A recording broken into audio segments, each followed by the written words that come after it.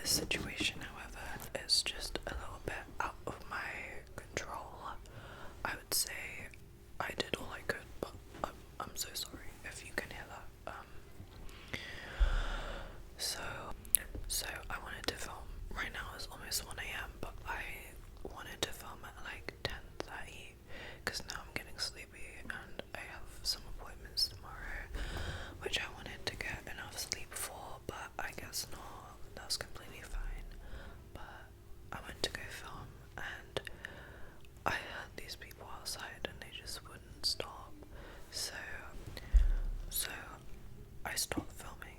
I go outside. Mind you, it's raining, it's freezing cold. I was in literally this. I was thinking, okay, I'm just gonna find who's making all this racket and politely ask them to stop. I look around and I almost trip and fall down the stairs because while I was looking around, I like missed the step and the stairs were wet and I was like, oh my gosh, I really don't want to do this right now. Not right now. So I look to my right and there's like a little entrance for another building and I see a group of at least like 8 dudes standing there with like one girl and I was like, okay, I'm scared, but I gotta do this. I gotta do this for the channel. So I went up to them. I was like, hey, I'm so sorry to bother you guys. Like, I'm actually trying to film a YouTube video, which was so, like, not me approaching them as like this YouTube girly, but they were like, oh, I'm so sorry. I was like, you guys are being really loud. I can hear you from my house. Could you please turn it down a little bit? And they were like, yeah, sure, sorry. Oh, can we get your YouTube channel? I was like, maybe not that. And I feel like they've gotten louder, so I apologize for that. I did all I could, but I really just want to film anyway because I'm not gonna let that stop me, and hopefully this video is still enjoyable somewhat. I don't know if this is enough light, maybe that. I look white. I think that's okay. I actually made some notes because I am not the best at speaking on the spot all the time, and I wanted to make this a bit more of a productive video. Guys, this is so much more comfortable to do with a desk and a chair, like sitting on a chair, because before I had this tiny little desk and I had my tripod balanced on a bunch of books and then my microphone was balanced on a bar stool on the foot of my bed back there, and I was on my bed. I wouldn't be at the right height, so I had to sit on like several cushions and plushies and just like crane my neck. It just was not it, but now I can just sit here and do this, and it's so much better. Like, who would have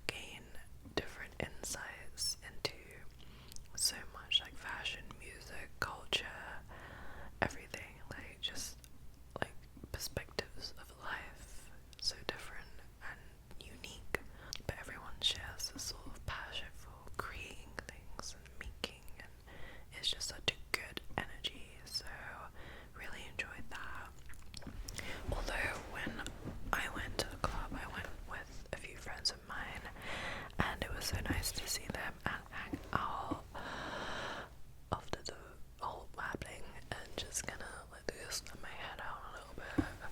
But we tried to go out and it didn't go very well. We actually, like, we went out but we didn't actually seem to do the club thing. Also I wanted to try some soft spoken, but I don't think that's gonna work out right now. Okay, maybe later.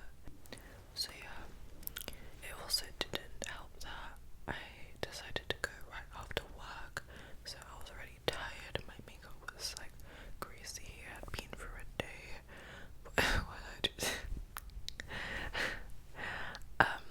So my friends came to pick me up after work. Then we went to my house because it's not that far from where I work. I'm not gonna say where I work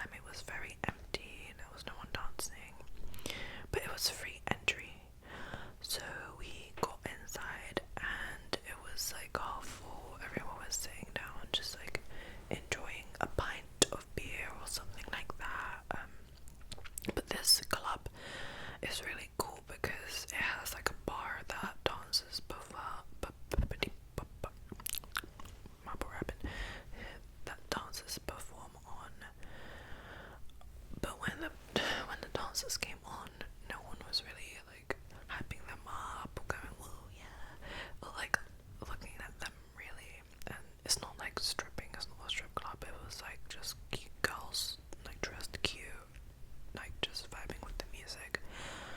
No one was applauding them or anything, like they were playing like quite boring music, I would say, but at that point we knew we probably wouldn't find anything better than that at that time, and we didn't want to spend too much time wandering around the city at night because that's not very good to do. And so we kind of just farmed it and we stayed there and we had some drinks. We each got a round of tequila and we had some cocktails.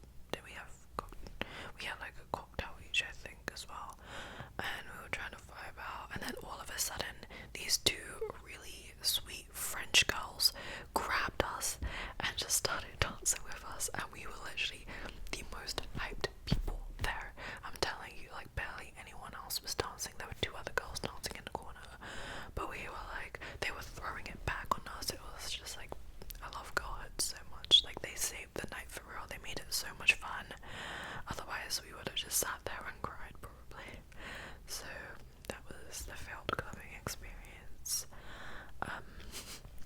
It was fun in the end. We did struggle to get an Uber back to our homes, of course. Just like such a classic London night, but it's okay. We still had a good time, and I'm glad that we went in the end, because as long as you have good company, I feel like situations like that you can always kind of look at in a positive way. So that was something that has happened recently. Other than that, I've just been trying to rest and recover and not work too hard and have a lot of fun doing things that I want to do, be learning guitar. Let me see.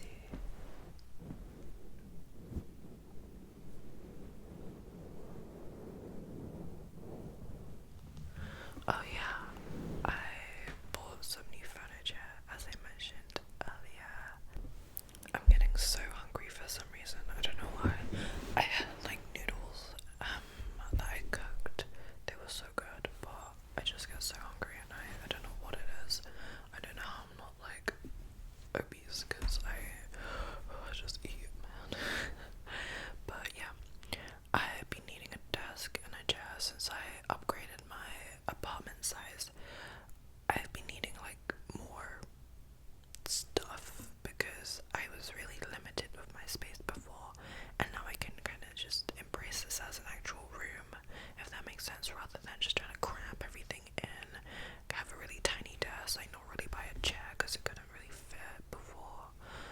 But just with everything that's happened and having to take so much time off work, I didn't really have a lot to work with. That's when I thought, genius idea, you guys, Facebook Marketplace. Oh yeah, that thing has absolutely saved me, changed my life. Like I can't believe the bargains on there. Like what? Oh my gosh, this desk, the big one that I have, I think it was like £25 on IKEA, which not that bad, but I didn't want to go all the way to IKEA again, because Lord knows I went there like 50 times last year. I'm like I'm done. I can't do IKEA anymore. So I just wanted to go pick up the desk that already existed, was like out of the packaging and for a bit cheaper. I literally found it for $10 and it was like 15 minutes away from me. Like amazing. Instead of trekking for like an hour and a half to get to the store. So I got the desk and this chair, sexy little chair. Well, it's actually a huge chair. It was very big. I saw it on IKEA. It was like perfect, but it was like £95, and I thought, no, we are not doing that today. We are choosing peace and love, health and wealth this year. Okay, I'm not paying £95 for a chair when I know damn well I can get it for way less than that, and it's gonna be the exact same chair. Okay, so I found it actually for like $20,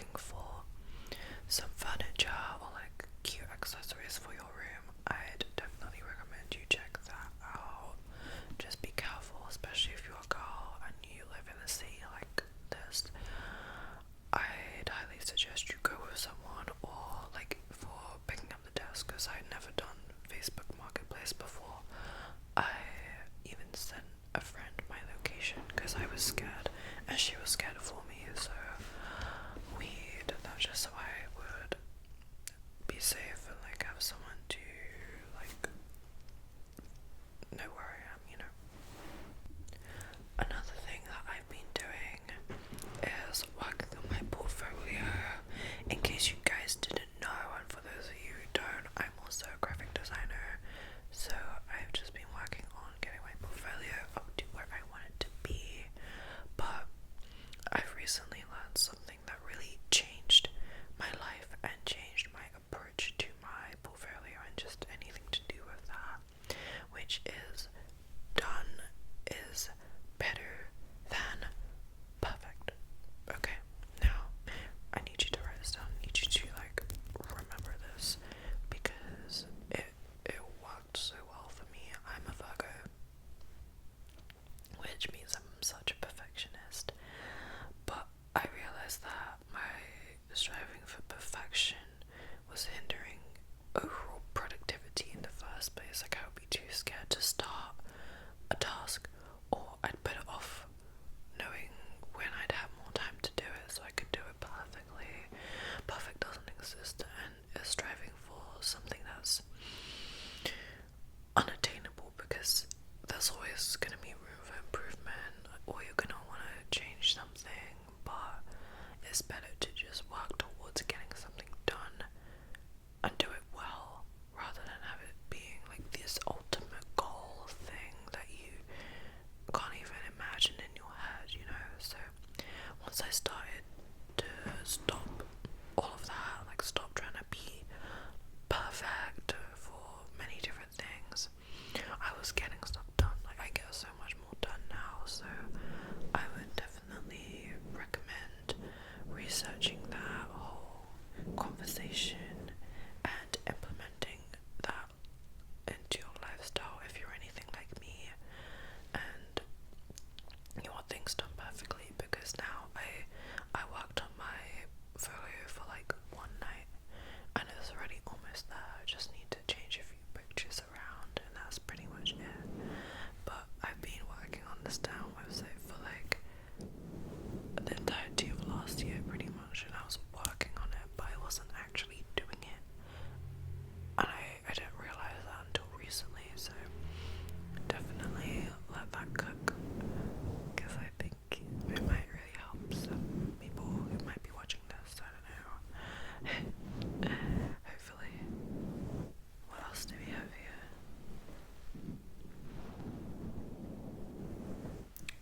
Oh yeah, wait, I'm actually gonna get a snack because I'm so hungry. Oh.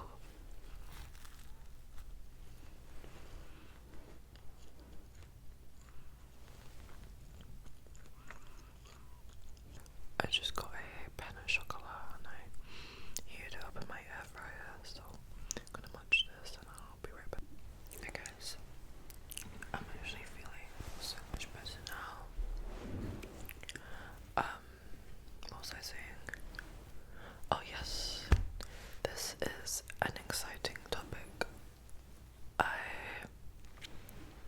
love getting my nails done, but it does get very spenny, and I have been wanting to learn how to do them myself, but I just never really got around to it like that. But my nails, should I show them? Maybe a little. You can see that not doing so. Like they need some help. Like no, we can't have that. And I just feel so crusty if my nails look crusty. So I've been feeling really crusty lately. But over the Christmas, I was just like thinking of like cutesy fun things I could try and do in the new year, like developing new hobbies and stuff like that. And I had made a list of the things that you need to do your own nails. I was doing a lot of research and stuff like that. And so today I saw that list and I saw my nails and I was like, oh my gosh, I should probably do something about that. And so I spent like a good 2 hours today just researching and trying to find all of these different like tools and products, and there is so much out there to do with nails. It's crazy.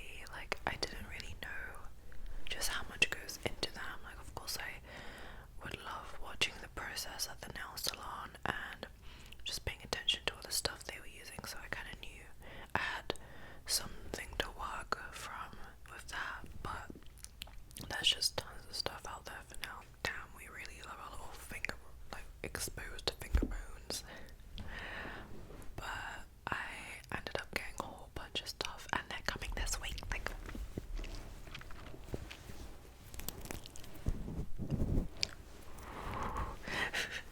can you tell I'm excited?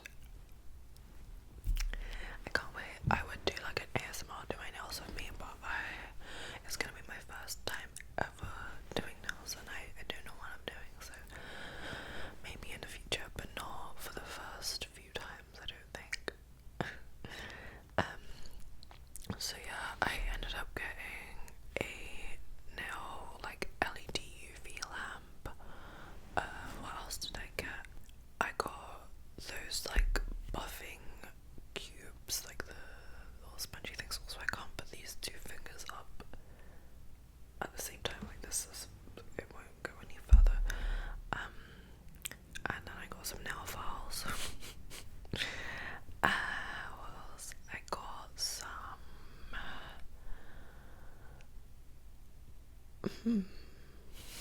I also got some little like paintbrushes to do French tips with, because usually I get French tips. I'm a French girly. Well, I'm British, but I love my nails French. And I was trying to decide on a nail lamp for the longest time. I didn't know how to pick one, and I was getting so confused with all the different brands and all the different wattages and like light levels and stuff like that. And I was just like, what do I do with this information? You know, like I just want nails. You know, I don't know how to decide this, but I did a lot of research.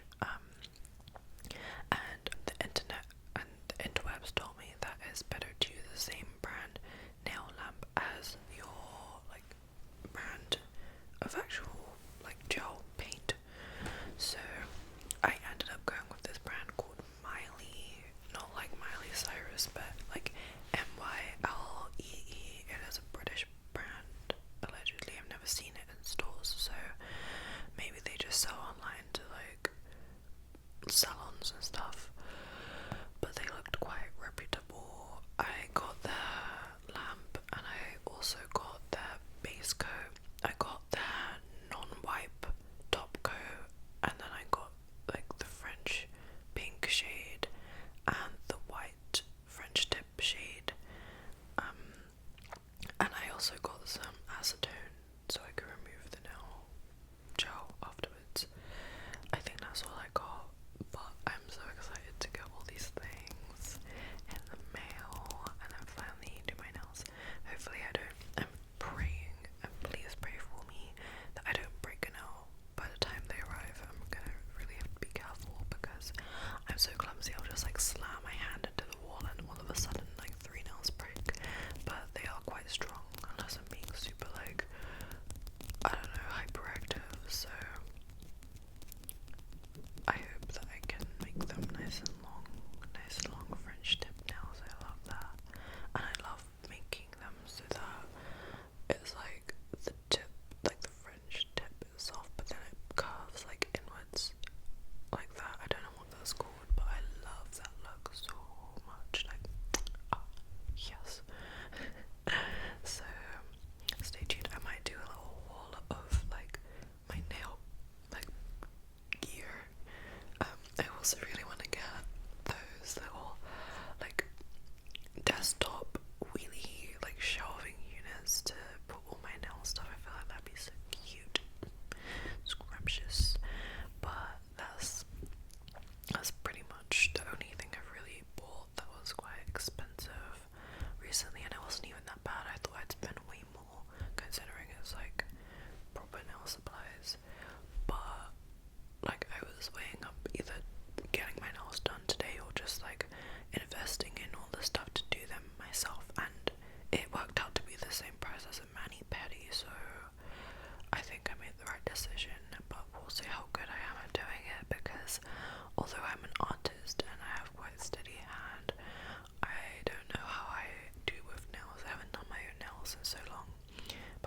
experienced like normal nail varnish, like doing it myself, and that's just not it.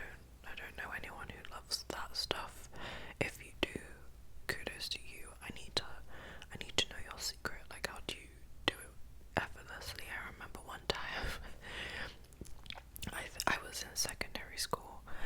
Me and my friend left maths class to go to the bathroom together, and I had some hot pink nail varnish that I applied, and I tried to dry it under the hand dryer, and instead of drying, it just sprayed absolutely everywhere, all over my fingers, and I had to walk around the rest of the day with like hot pink fingers. Like, it was not cool. It looked like I had just eaten a whole bag of radioactive Cheetos, just like grabbing at them, which is crazy. But yeah, stay tuned for more nail updates. I'm so excited to be able to do them myself now. I'm gonna become French tip wizard. I don't want to be a witch, but like guru, French tip guru in here.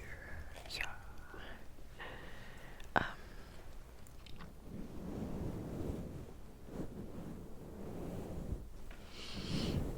I also wrote talk about my eyebrows on here, but I wasn't gonna fill them in for this video, but I ended up doing so anyway. So I love eyebrows, and I wanted to mention mine because they've recently been recovering from a good amount of trauma that I've caused them over the years. I think I first got my eyebrows threaded when I was 14 years old. Like, what was I doing up in the threading salon? Like, oh my god, please let me spend my like pocket money here to get my pre-pubescent eyebrows threaded. Like, I don't know who thought that was a good idea. I don't know who let me do that, but every time I went, I could just see that I had less and less eyebrow to thread, and it got to the point where I started to wear and use eyebrow pencils because I realized that my brows were just not browing anymore. They weren't there anymore, like the eyebrow tails. For some reason, like, this part's always been fine. It's just like that part that just never quite came back the same way. I don't have any old picture that I could show you, but I remember like the picture I took in Westfield Shopping Centre when I first got them done, and they were perfect. I should have stopped there, but no, I didn't. I went back like every 2 weeks. But anyway, I stopped threading a long time ago, and I've just been plucking them myself. But after the fire, I had a little bit of a mental breakdown, and I shaved my eyebrow tails off. And it looked fine, like it looked okay, but it just, like, I started to miss my eyebrow tails. I think that my face shape suits eyebrow tails a lot better. Like, the girlies I can wear like tailless eyebrows, they look fabulous, and I thought it would be serving that, but it didn't really. So I've just been growing them back out again, but once I had shaved them off, I realized that I didn't actually want to fill in the skin with any brow pencil, and so I took the opportunity of like being away from work and away from on holiday, sorry, to just not fill my brows in. And I noticed something that I'd been ignoring for a very long time, which was the skin under my eyebrows, like where the tail skin, it had a very knobbly texture, almost like there were tiny little scabs all over it. And I realized that the eyebrow pencils might have been literally eating my flesh away and like disrupting the follicles or something like that.